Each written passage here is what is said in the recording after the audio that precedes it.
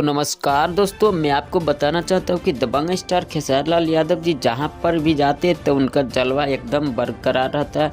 क्योंकि दोस्तों दबंग स्टार खेसारी लाल यादव जी को देखने के लिए लोगों को यानी काफ़ी पब्लिक का भीड़ जमा हो जाता है। जहाँ भी वो उनका यानी एंट्री हो जाता है, जहाँ भी खेसारी लाल यादव जी के वहाँ भीड़ काफ़ी ज़्यादा में हो जाता है। और हाल ही फिलहाल में जो यानी एक स्टेज शो हुआ था झारखंड में, वहाँ पर ये खेसारी लाल यादव जी को देखने के लिए टावर पर लगभग 5000 से अधिक लोग चढ़ गए थे।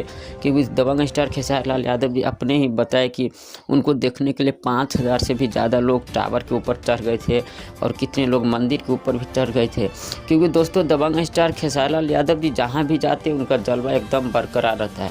दोस्तों दबंग स्टार खेसारी लाल यादव जी के बारे में आप क्या कहना चाहते हैं, नीचे हमें कमेंट करके ज़रूर बताइएगा। और इस तरह के वीडियो देखने के लिए हमारे इस यूट्यूब चैनल को भी सब्सक्राइब जरूर कीजिएगा। धन्यवाद।